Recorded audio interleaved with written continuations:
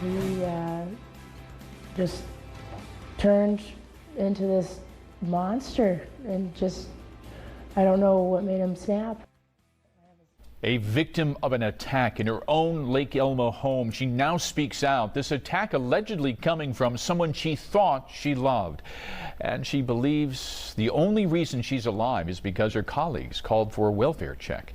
Well, tonight that suspect is in jail facing rape, kidnapping, and domestic assault charges. The woman that survived the attack is now convinced she is not his only victim.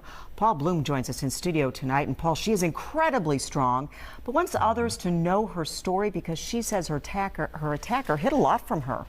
Karen and Tim, this is David Powers. She had no idea he was known previously as David Robakevich, charged previously with attempted murder and domestic strangulation. A man with Russian dual citizenship, ultimately arrested this week with 4 driver's licenses containing several different aliases. Her question tonight, who really is David Powers? Absolutely terrified.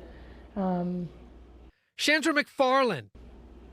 Traumatized by the whole incident. Is bruised, her voice hoarse, her spirit shattered after she reports surviving a horrifying 24-plus hours, in essence held hostage and violently assaulted in her Lake Elmo home by the man she thought she was in love with, David Powers. It was just this constant torture of being held against my will and, a strangulation and being choked.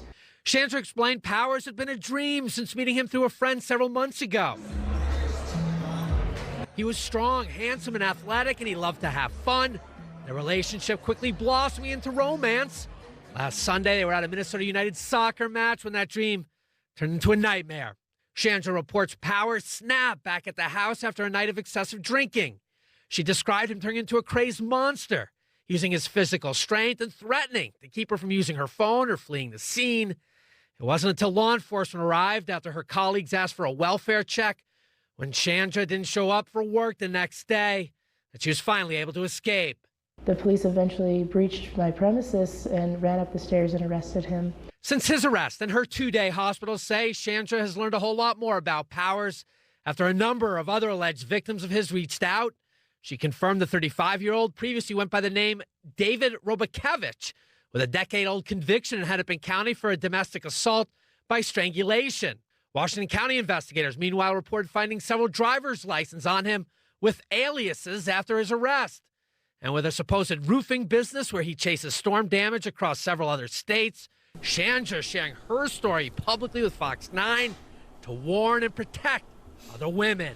If he gets out again, he is going to kill somebody, and that was his intent to do with me. And I can honestly say that.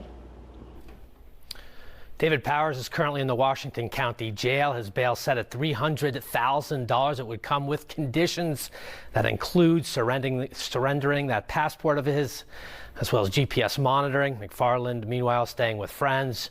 She has absolutely no interest returning to her home as she recovers both emotionally and physically. Paul Bloom, Fox 9.